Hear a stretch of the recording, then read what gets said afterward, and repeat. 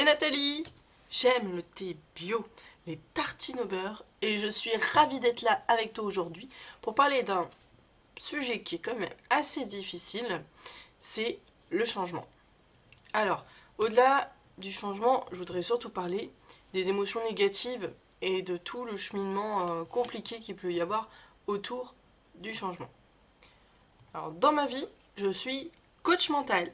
J'accompagne les femmes qui sont en souffrance professionnelle à récupérer leur énergie et de pouvoir s'épanouir au travail, tout simplement.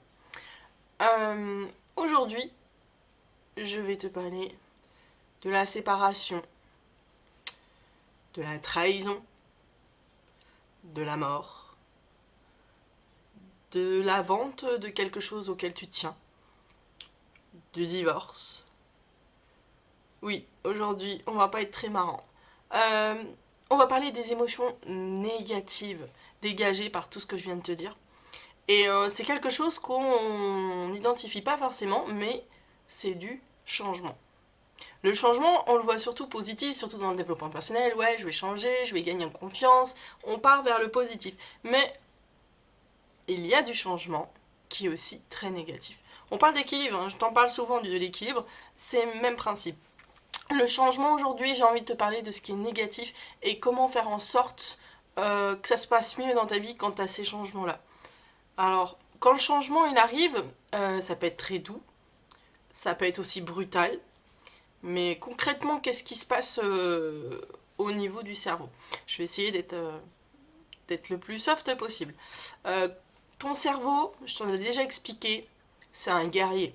C'est un être ultra puissant et qui est là et qui t'envoie des ordres et qui fait tout son possible pour que tu restes vivant, pour que tu sois bien ou le mieux possible pour rester vivant. Donc lui, c'est tout ce qui l'intéresse. Alors, pour être en adéquation avec tes attentes, quand une situation, un changement compliqué se présente, lui, il va te créer, on va dire, une zone, un monde dans lequel tu te sentes bien, c'est un grand mot, mais au moins mieux. Le cas, par exemple, de la mort. Souvent, il y a une phrase qui est un petit peu automatique, qu'on a tendance à dire, c'est non, j'y crois pas, sérieux, il est mort? Non, c'est pas possible. Cette petite phrase toute simple, certaines personnes, c'est une phrase bateau. Pour d'autres, elle est beaucoup plus profonde. Et si tu as déjà ressenti ça, c'est que ton cerveau a déjà pris le relais. C'est-à-dire que ton cerveau, le changement, il est brutal. Le changement, il est négatif. Il t'entraîne vers la tristesse. Il t'entraîne dans le rejet de cette situation parce que tu ne l'acceptes pas. Tu dis non, c'est pas possible. Alors ton mental, qu'est-ce qu'il va faire? Il va te créer un espace dans lequel tu vas être bouclé dans cette émotion-là et il ne veut rien savoir d'autre. Parce que c'est dans ce moment-là où tu te sens à peu près le mieux. Voilà. Donc ton cerveau, voilà ce qu'il va faire pour te permettre de rester en vie. C'est de te bouquer dans cette émotion-là parce que tu n'acceptes pas ce qui se passe, que tu vis ce moment et que il est impossible de faire autrement. Donc ton cerveau va te laisser là-dedans, il va potentiellement t'induire des idées, des pensées, des émotions, qui va faire que tu vas déformer un petit peu la réalité et tu auras beaucoup de mal à accepter autre chose que ce que ton cerveau t'envoie comme information. Alors, c'est à la partie un peu scientifique, hein. Il y a des lois entre chaque chose. Il y a des lois, tu vois, entre ma tasse et ma main. Donc il y a une interaction entre chaque chose. Ça, c'est des lois scientifiques. Je ne vais pas te donner le détail aujourd'hui. Seulement, ce qu'il faut en retenir, c'est que ce qui t'est arrivé, le changement brutal ou le changement doux, le changement qui t'arrive, le lien qui te retient à ton mental, ton cerveau, il y en a forcément une. Voilà. Donc c'est un petit peu là-dessus que tu vas pouvoir travailler en ayant conscience justement, tout simplement des lois entre chaque chose, que tu vas pouvoir faire quelque chose. Alors, comment faire? Je ne vais pas dire que ça sera super facile d'accepter la mort de quelqu'un ou de te séparer de ta voiture chérie, pimpée, magnifique que tu as dû vendre récemment. Effectivement, ça sera aussi voilà, ta façon de gérer tes émotions qui va te permettre voilà, d'aller plus ou moins vite. Mais dans l'esprit, je vais te dire 3 façons de voir pour gérer les changements négatifs. La première, c'est celle que j'ai un peu décrite avec ce que fait le cerveau, c'est tu refuses la situation. Tu n'en veux pas, tu fais le déni complet. Et voilà, tu te refermes sur tes émotions négatives. On pourrait dire aussi que tu fais un caprice.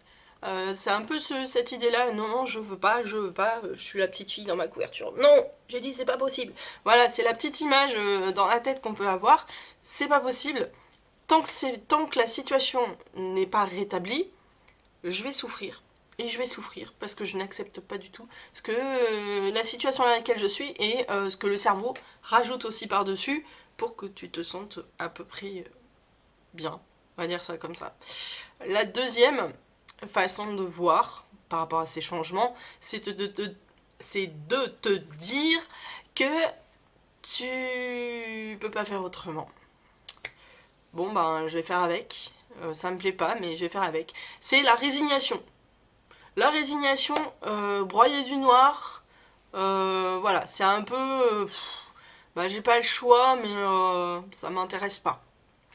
Donc c'est une situation un petit peu intermédiaire dans laquelle on peut mettre beaucoup de choses d'ultra négatifs ou beaucoup de choses ultra positives. On fait un mélange assez savant et ça donne quelque chose de très chaotique, on va dire, en termes d'énergie et puis de sentiment de bien-être, quoi. Tu peux très bien être dans une même journée 4, 5, 10 fois passer d'un extrême à l'autre, donc c'est assez difficile pour toi à gérer et c'est assez difficile pour ton entourage de te cerner.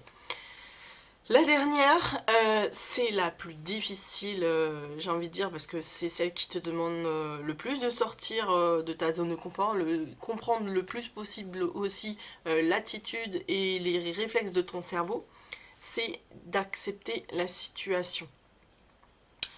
Ou, ce qui arrive aussi selon le sujet, c'est de restaurer la situation. Ça c'est les deux cas. Si tu viens de vendre ta voiture et que si tu t'en peux plus, tu veux vraiment ta voiture, soit tu cours après le gars et tu dis finalement je voudrais annuler la vente, il accepte, ou alors tu vas au concessionnaire et tu rachètes la même voiture. Voilà, c'est une façon de voir les choses, ou alors d'accepter, te dire que tout simplement, plus vite tu vas accepter cet état de fait, plus tu vas pouvoir t'adapter et remplacer et faire autre chose autrement, voilà, en valorisant aussi l'expérience que t'as amené la perte récente, le changement récent négatif. Quand tu acceptes en fait et que tu essaies de t'adapter et que tu changes, tu passes à autre chose, en fait les émotions négatives, t'as plus de place pour elles. Et c'est en ça que c'est intéressant de travailler sur cet axe-là, c'est que vraiment il te permet de rebondir et de rebondir de façon positive. Il y en a beaucoup qui pourraient te dire « Ah mais t'as la pêche, sérieux, l'autre il est mort il y a un mois. » Alors ça, c'est rien à voir. Je te renvoie à une autre vidéo, c'est plutôt les attentes des uns et des autres et en disant il y a un mini protocole, quand quelqu'un meurt, il y a une période de deuil, faut pas rigoler, il faut pas se sentir bien avant telle date. Je te renvoie à cette vidéo, tu comprendras mieux ce que j'essaye de te dire là maintenant tout de suite. Alors voilà ce que je voulais te dire concernant les changements négatifs. Des axes de travail, des axes de réflexion, comprendre comment fonctionne notre cerveau, savoir comment appréhender les choses négatives qui nous arrivent.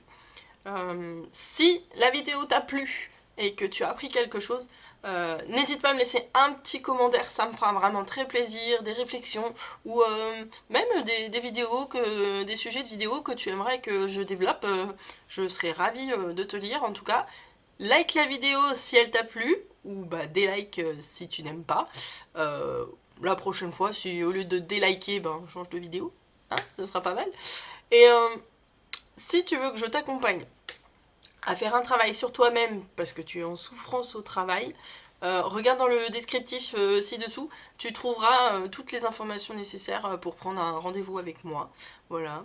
Et sur ce, moi je te dis, passe une très belle journée. Je te dis à très vite. Sois sage. Ciao, ciao.